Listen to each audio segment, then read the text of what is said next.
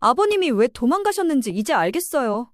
이렇게 예민하시고 갑자기 나 몰라라 하시고 남편 입장에서 답답했을 거예요.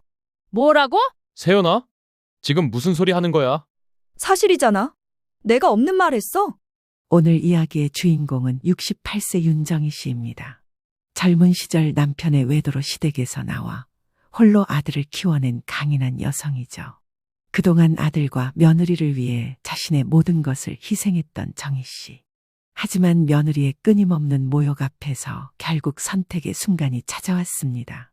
과연 정희 씨에게 어떤 일이 있었던 걸까요? 정희 씨는 서울 외곽의 반지하 빌라에서 홀로 살고 있었습니다.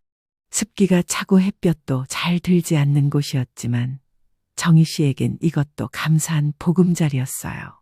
아들 성우가 사는 신축 아파트에서 걸어서 10분 거리. 정희 씨는 손자의 어린이집 등원을 해주기 위해 거의 매일 그 길을 걸었습니다. 할머니, 5살 손주 민준이가 문을 열며 달려나왔습니다. 정희 씨의 얼굴에 환한 미소가 번졌죠. 손주를 안아 올리며 정희 씨는 생각했어요. 이 아이를 보는 게 하루의 유일한 낙이었습니다. 어머님, 오셨어요? 며느리 세연은 대기업 홍보팀에서 일하는 커리어우먼이었죠. 날씬한 몸매의 긴 생머리, 언제나 깔끔한 옷차림. 정희 씨는 세연을 볼 때마다 주눅이 들었어요. 저렇게 세련된 며느리를 둔 게 자랑스러우면서도 한편으론 불편했습니다. 정확히는 교묘히 사람을 무시하는 말투와 태도가 불편했죠. 민준이 유치원 데려다 줄게. 세연아, 넌 출근 준비해. 정희 씨가 손주의 손을 잡자 세연이 입꼬리를 살짝 올리며 말했습니다. 어머님은 참 좋으시겠어요. 저는 회사 가느라 정신없는데 어머님은 시간이 많으셔서. 손주 봐주는 게 유일한 낙이시죠? 아무래도 혼자 사시니까 외로우실 텐데 민준이 덕분에 심심하지 않으시겠어요. 듣기엔 배려하는 말 같았습니다. 하지만 정희 씨는 알고 있었어요. 저 말 속에 숨은 가시를. 시간이 많으셔서라는 말은 할 일이 없으셔서라는 뜻이었고 유일한 낙이라는 표현은 그것밖에 할 게 없다는 비아냥이었습니다. 혼자 사시니까 외로우실 텐데는 의지할 사람 없는 불쌍한 처지를 은근히 비웃는 말이었죠. 처음에는 몰랐지만 결혼한 지 5년 매일 아침 며느리를 만나다 보니 이런 사람인 걸 알게 되었죠. 하지만 정희 씨는 한 번도 지적하지 않았습니다. 좋은 게 좋은 거라고 생각했죠. 그저 웃으며 대꾸했습니다. 세연아, 말은 이쁘게 해야 복이 온단다. 세연은 눈썹 하나 까딱하지 않았습니다. 오히려 더 또렷하게 웃으며 말했어요. 이쁘게 하고 있는데요? 제가 뭐 잘못 말했나요? 정말 좋으시겠다는 건데. 정희 씨는 더 이상 대꾸하지 않았습니다. 손주를 데리고 현관문을 나서는데 뒤에서 세연의 목소리가 들렸어요. 어머님, 나중에 장 보러 가실 거면 저녁 재료 좀 사다 주세요. 냉장고에 있는 카드 쓰시면 돼요. 정희 씨는 고개를 끄덕였습니다. 가슴 속에서 무언가가 콕콕 쑤셨지만 참았어요. 언제나 그랬듯이. 참는 게 어른의 도리라고 여기며 그렇게 평생을 살아왔으니까요. 유치원에 민준이를 데려다주고 장을 보고 저녁을 준비했습니다. 세연이 퇴근할 때쯤 찌개를 끓이고 반찬을 차려놓았죠. 성우가 돌아와 밥을 먹으며 말했습니다. 엄마, 고생 많으셨어요. 우리가 일찍 퇴근하는 날은 좀 쉬세요. 매일 우리 밥 차리기 힘드시잖아요. 괜찮아. 손주 보는 것도 즐겁고. 세연이 숟가락을 놓으며 한마디 거들었습니다. 어머님이 좋아서 하시는 거야. 혼자 반지하에 계시면 뭐해? 손주라도 보면 활력이 도시지. 정희 씨는 미소를 지었지만 그 미소는 쓰디쓴 것이었습니다. 세연의 말은 언제나 이랬어요. 하지만 정희 씨는 점점 도를 넘는 며느리의 태도가 어떤 결과를 가져올지 몰랐습니다. 석 달이 흘렀습니다. 가을이 깊어갈 무렵 전 남편의 기일이 다가왔어요. 정희 씨는 그 사람을 떠올리고 싶지 않았습니다. 35, 아직 어린 아들을 안고 쫓겨나듯 집을 나왔던 그날. 남편은 회사 후배와 바람이 났고 시댁은 정희 씨를 내쫓았죠. 남자가 살면서 실수할 수도 있지. 그걸 가지고 바가지를 긁어. 그럼 너 혼자 알아서 살아. 시어머니의 차갑던 목소리가 아직도 귓가에 맴돌았습니다. 그렇게 정희 씨는 식당 주방일, 청소일, 새벽 배달까지 하며 아들을 키웠어요. 손이 부르트고 허리가 휘고 무릎이 닳았습니다. 힘든 상황이었지만 그래도 성우는 엄마의 사랑을 듬뿍 받고 자랐죠. 초등학교 때부터 엄마, 내가 크면 꼭 효도할게라고 말하던 아이였습니다. 그런데 그 아들이 어느 날 말했습니다. 엄마, 아버지 재산은 우리 집에서 같이 지내요. 정희 씨는 귀를 의심했습니다. 성우야, 무슨 소리야? 그 인간이 우리한테 어떻게 했는데? 그래도 아버진데요. 돌아가셨잖아요. 엄마, 이제 다 옛날 일이에요. 너한테는 옛날 일이지. 나한텐 평생 지워지지 않는 상처야. 성우의 표정이 굳었습니다. 그렇게 한 맺히게 사시면 어떡해요. 세연이도 그러는데 엄마가 너무 과거에 매여 있대요. 정희 씨는 할 말을 잃었습니다. 세연이 그런 말을 했다는 게 더 충격이었죠. 며느리가 시어머니의 과거를 평가한다는 것 자체가 무리한 일이었으니까요. 그래도 저한테는 아버지예요. 저를 생각해서라도 그렇게 해주세요. 제가 이렇게 부탁드릴게요. 간곡한 아들의 태도에 정희 씨는 아버지 없는 아이로 키운 아들에게 미안한 마음이 들었습니다. 결국 아들의 말을 들어주기로 했습니다. 제사상을 혼자 준비하면서 눈물을 삼켰어요. 세연은 거실 소파에 앉아 스마트폰만 들여다보고 있었습니다. 세연아, 나물 좀 데쳐줄래? 어머님이 하시는 게 더 맛있잖아요. 저는 서툴러서요. 성우가 거실에서 소리쳤습니다. 엄마가 좀 해주세요. 우리 아버지 제사잖아요. 정희 씨는 입술을 깨물었습니다. 무, 도라지, 고사리를 다듬으며 손이 떨렸어요. 제사상을 차리는 동안 세연이 냉장고 문을 열며 중얼거렸습니다. 작은 목소리였지만 정희 씨의 귀에는 또렷하게 들렸죠. 아버님이 왜 그러셨는지 좀 알 것도 같아요. 어머니 성격이 참 강하셔서 남자들은 그런 거 싫어하는데. 정희 씨의 손이 멈췄습니다. 칼을 쥔 손에서 힘이 빠져나갔죠. 심장이 철렁 내려앉는 기분이었어요. 그건 네가 함부로 말할 일이 아니야. 정희 씨의 목소리가 떨렸습니다. 눈시울이 붉어졌죠. 세연은 아무렇지도 않다는 듯 어깨를 으쓱했습니다. 사실이잖아요. 제가 거짓말했나요? 어머님도 한번 돌아보세요. 왜 남편이 떠났는지. 일어난 일에는 다 이유가 있는 거예요. 그 순간 정희 씨는 칼을 내려놓았습니다. 손이 너무 떨려서 도저히 쥐고 있을 수가 없었어요. 성우는 거실에서 텔레비전만 보고 있었습니다. 아들은 못 들었던 건지 아니면 듣고도 모른 척한 걸까요? 그날 밤 집으로 돌아와 잠을 이루지 못했습니다. 가슴 한가운데가 무너져 내리는 것 같았어요. 세연의 말이 계속 귓가에 맴돌았죠.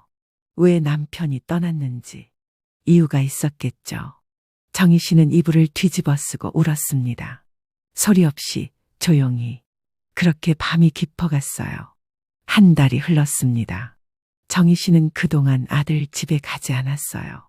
세연의 말이 너무 가슴에 박혀서 도저히 그 얼굴을 볼 수가 없었죠. 성우가 몇 번 전화를 했지만 정희 씨는 몸이 안 좋다며 둘러댔습니다. 엄마, 민준이 유치원은 어떻게 해요? 세연이가 출근 시간 맞추기 힘들어해요. 미안하다. 진짜 몸이 안 좋아서. 엄마, 제발요. 한 달이면 그래도 좀 기운 낼 때 됐잖아요. 성우의 목소리에는 애원이 섞여 있었습니다. 정희 씨는 마음이 약해졌어요. 결국 다시 아들 집 앞에 섰습니다. 현관 벨을 누르는 손이 떨렸죠.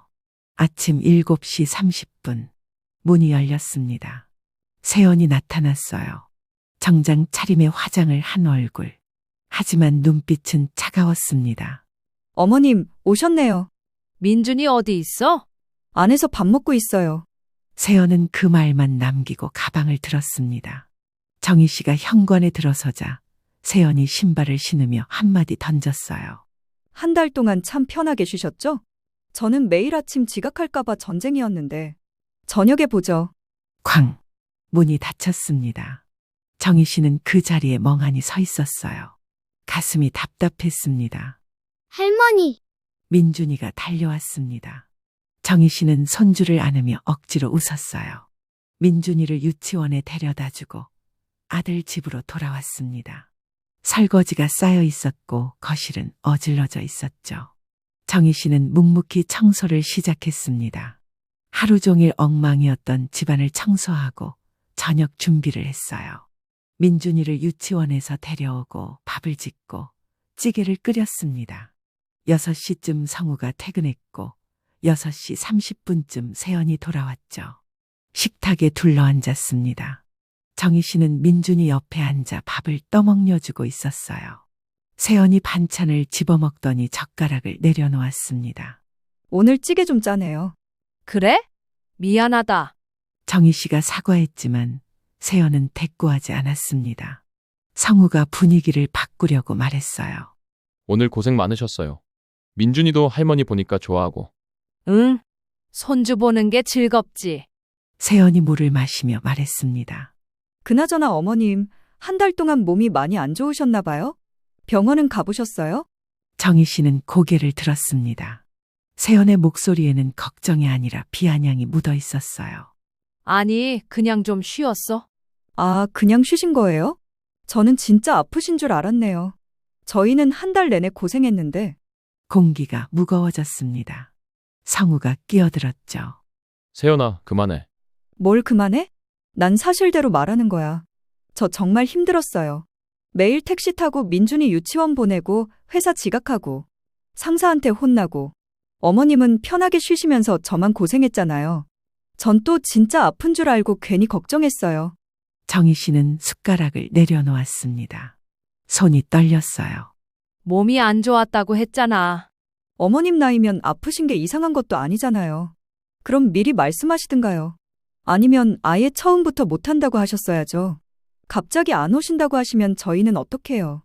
세연아? 성우가 목소리를 높였습니다. 하지만 세연은 멈추지 않았어요. 나도 한 달 동안 많이 참았어.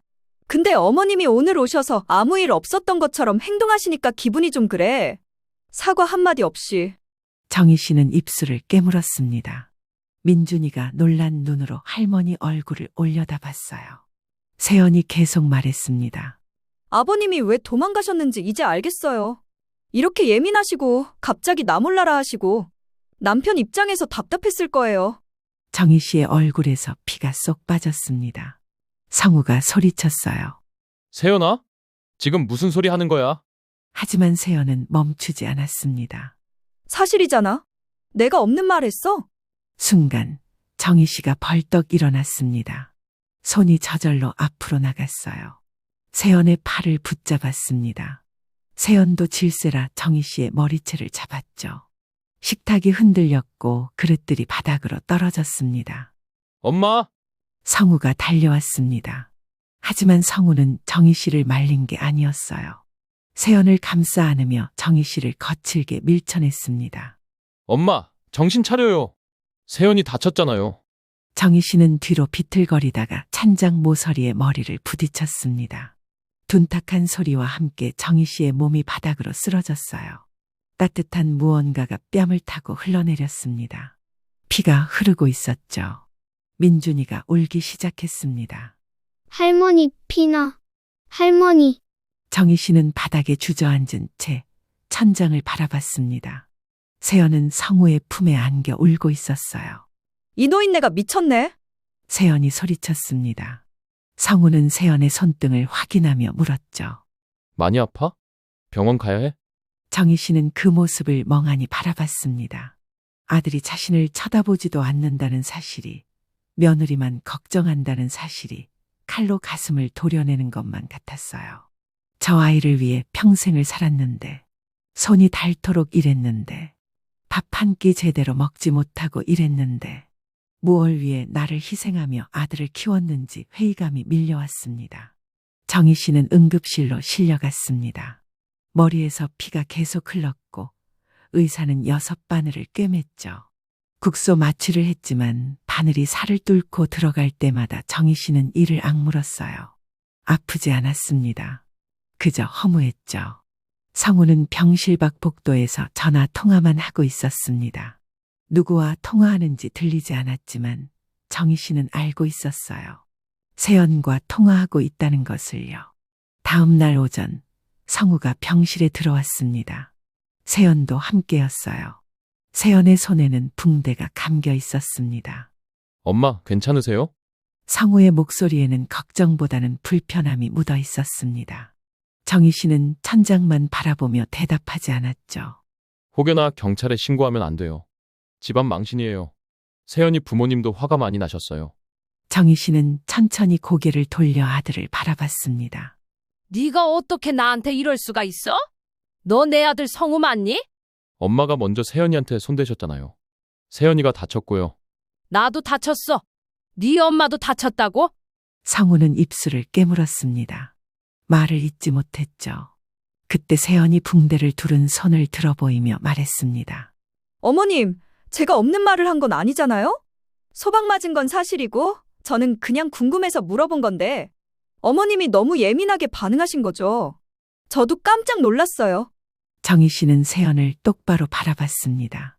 저 여자는 진심으로 자신이 잘못하지 않았다고 생각하는 것 같았어요. 아니, 잘못을 알면서도 인정하지 않으려는 것 같았습니다. 네가 날 무시했어? 처음부터 지금까지 끊임없이 무시했어? 무시요?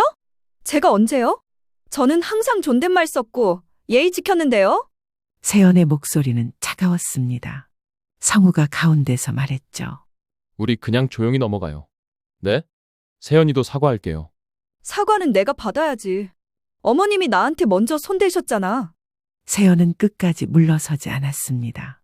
정희 씨는 두 사람을 번갈아 바라보다가 천천히 눈을 감았어요. 그리고 결심했습니다. 이제 다 정리하자. 더 이상 참지 않겠어. 더 이상 당하지 않겠어. 이들은 내 가족이 아니야. 퇴원하던 날, 정희 씨는 성우에게 말했습니다. 성우야, 엄마가 물어볼 게 있어. 뭔데요? 도봉동 상가 건물 말이야. 임대료는 잘 들어오고 있니?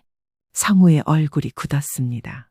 정희 씨는 반지하 집으로 돌아와 서랍 깊숙이 보관해둔 서류들을 꺼냈습니다. 먼지가 쌓인 봉투 안에는 부동산 등기부등본과 유언장이 들어있었어요. 전 남편은 10년 전에 세상을 떠났습니다. 집안의 재산을 물려받아 서울 도봉동의 작은 상가 건물을 소유하고 있었죠. 지하 1층, 지상 3층짜리 건물이었습니다. 그 건물을 정희 씨에게 증여하고 세상을 떠났습니다. 따로 산 지 20년이었지만 법적으로는 아직 부부인 상태였죠. 남편이 죽기 한 달 전 정희 씨에게 전화가 왔었습니다. 정희야, 나야. 20년 만에 듣는 남편의 목소리였습니다. 정희 씨는 숨이 막혔죠. 무슨 일이에요? 내가 안말기야. 얼마 못 산대. 미안해. 너한테 못할 짓 많이 했어. 그래서 내가 가진 건물 네 앞으로 해뒀어. 내 아들 잘 키워줘서 고마워. 그리고 그동안 정말 미안했다. 그렇게 한 달 후 남편은 세상을 떠났습니다. 정희 씨는 그 건물을 한 번도 가본 적이 없었어요. 서류만 받았을 뿐이었죠. 사실 거기서 나오는 어떠한 돈도 받고 싶지 않았어요. 이건 아들 몫이라고 생각했죠. 엄마, 제가 관리하는 게 나아요. 임대료 받는 통장도 져주세요. 나중에 엄마 필요할 때 드릴게요. 성우는 그렇게 말했습니다. 하지만 반지하 빌라에서 지낸 지난 10년간 정희 씨가 받은 건 한 푼도 없었습니다. 정희 씨는 서류를 펼쳐 들고 계산했습니다. 월 임대료 300만 원, 1년이면 3,600만 원, 10년이면 3억 6천만 원이었죠. 성우는 10년 동안 한 달도 빠짐없이 돈을 챙겼을 겁니다. 그러면서 반지하 빌라에 사는 엄마에게는 단 한 푼도 주지 않았죠. 정희 씨는 핸드폰을 꺼내 성우에게 전화를 걸었습니다. 도봉동 건물 임대료 얘기 좀 하자. 갑자기 왜요? 10년 동안 네가 받은 돈 얼마야? 전화 너머로 침묵이 흘렀습니다. 한참 뒤에 성우가 말했어요. 그거 다 집 살 때 썼어요. 아파트 대출 갚는 데 쓰고. 내 동에 받았어? 엄마가 저보고 관리하라고 하셨잖아요. 관리하라고 했지. 네 맘대로 쓰라고 한 적 없어. 제가 쓴 게 아니라 저희 가족이 쓴 거잖아요. 결국 다 엄마 손주를 위한 건데. 정희 씨는 웃음이 나왔습니다. 허탈한 웃음이었죠. 너 법 무서운 줄 알아야 해. 그리고 전화를 끊었습니다. 다음 날 정희 씨는 법무법인을 찾아갔습니다. 젊은 여자 변호사가 서류를 검토하더니 고개를 끄덕였어요. 소송 가능합니다. 명확히 어머님 명의니까요. 그동안의 임대 수익도 청구할 수 있고요. 무단으로 사용한 것에 대한 손해배상도 가능합니다. 제 아들한테요? 네. 법적으론 아들분이 어머님 재산을 무단으로 사용한 겁니다. 정희 씨는 긴 한숨을 내쉬었습니다. 가슴이 찢어지는 것 같았어요. 하지만 물러설 수 없었습니다. 소송 진행해 주세요. 이거 시작하시면 가족 관계는 회복이 어렵습니다. 괜찮아요. 이미 끝났어요. 정희 씨는 서명했습니다. 펜을 쥔 손에 힘을 주며 정희 씨는 생각했어요. 더 이상 물러설 곳은 없어. 일주일 후 성우에게 법원 등기 우편이 날아갔습니다. 내용 증명과 함께 소장이 도착한 거죠. 성우는 그날 저녁 정희 씨의 집 문을 두드렸습니다. 세연도 함께였어요. 이게 무슨 짓이에요? 성우의 목소리는 떨리고 있었습니다. 화가 났다기보다는 당황한 것 같았죠. 내 재산이야. 이제 내가 관리할 거야. 갑자기 왜 이러세요? 제가 뭘 잘못했어요? 정희 씨는 차분하게 말했습니다. 10년이야. 10년 동안 넌 임대료를 한 푼도 안 줬어. 3억 6천만 원이 넘는 돈이야. 네 아파트 대출금보다 많아. 그건 다 집 살 때 쓴 거라고요? 엄마를 위해서? 나중에 엄마 모시려고 넓은 집 산 거잖아요. 나를 위해서? 지금까지 단 한 번도 나한테 와서 같이 살자는 말 없었어. 그게 나를 위한 거야? 성우는 말문이 막혔습니다. 뒤에서 세연이 비웃듯 말했어요.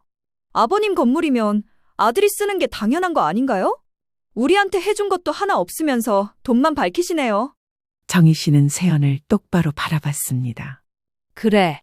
내 돈은 내가 쓸 거야. 너희한테 줄 돈은 한 푼도 없어. 며칠 후 법원에 가처분 결정이 났습니다. 상가 건물의 관리권은 즉시 정희 씨에게 돌아왔고 성우는 임대료 통장을 넘겨야 했죠. 그동안의 임대 수익에 대해서는 본 소송이 진행될 예정이었습니다. 정희 씨는 변호사와 함께 도봉동 상가 건물을 방문했습니다. 10년 만에 처음 가본 곳이었어요. 3층짜리 건물은 생각보다 깔끔했고 1층에는 편의점, 2층에는 사무실, 3층에는 학원이 들어와 있었습니다. 정희 씨는 건물을 올려다봤습니다. 이게 내 거구나. 내가 평생 만져본 적 없는 내 재산이구나. 한 달 후 정희 씨는 공인중개사를 통해 건물 매각을 진행했습니다. 건물은 12억에 팔렸습니다. 정희 씨는 통장에 찍힌 숫자를 바라봤습니다. 평생 만져보지 못한 큰 돈이었어요. 손이 떨렸지만 이번엔 기쁨의 떨림이었습니다. 정희 씨는 경기도 외곽의 작은 주택을 구입했습니다. 마당이 있는 단층 집이었죠. 3억 5천만 원을 주고 샀고 남은 돈으로는 충분히 여유 있는 노후를 보낼 수 있었죠. 이사하던 날 성우가 찾아왔습니다. 얼굴은 수척해 보였고 눈 밑에는 다크서클이 짙었어요. 엄마, 연락은 하고 살아요. 민준이도 할머니 보고 싶어 해요. 내가 먼저 연락할 일 없을 것 같은데. 언제까지 이러실 거예요? 정희 씨는 짐을 정리하며 말했습니다. 난 엄마 그만둘래. 이제 난 나로 살고 싶어. 무슨 그런 말씀을 하세요? 내가 엄마 핏줄인데. 핏줄? 네가 날 밀쳤을 때, 세연이가 날 무시했을 때 핏줄이 중요했어?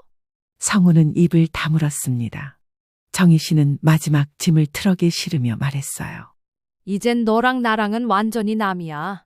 엄마, 이제 내 인생 살 거야. 너희 눈치 보지 않고 비위 맞추지 않고 그냥 나로. 트럭이 출발했습니다. 정희 씨는 창밖으로 스쳐 지나가는 풍경을 바라봤어요.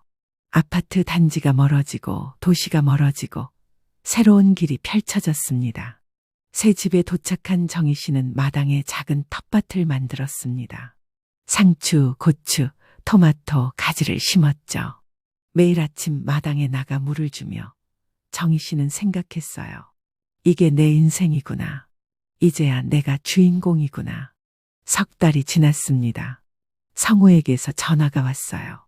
엄마, 우리 좀 도와주세요. 그 돈 다 짊어지고 살 거예요? 우리 요새 대출 이자도 못 내요.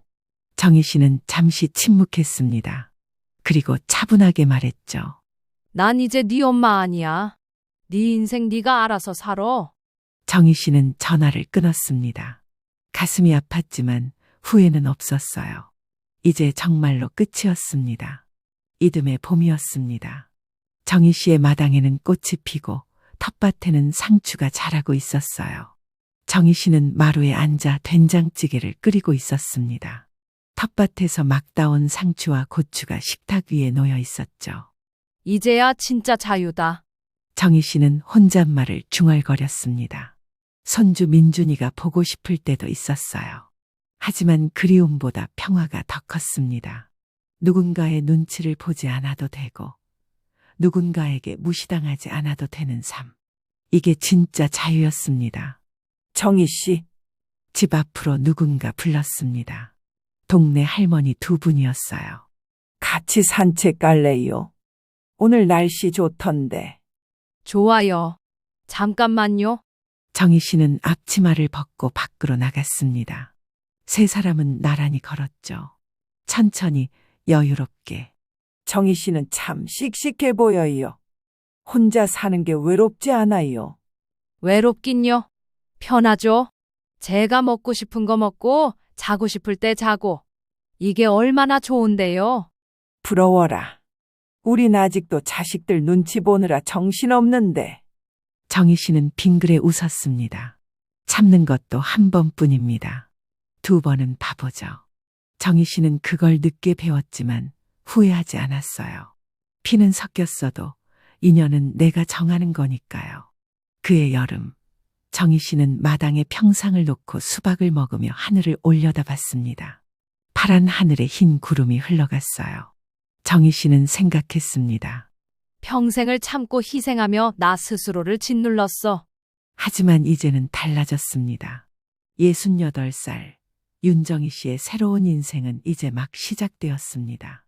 누구의 엄마도 누구의 며느리도 아닌 오직 자기 자신으로 살아가는 삶. 그게 정희 씨가 찾은 진짜 자유였습니다.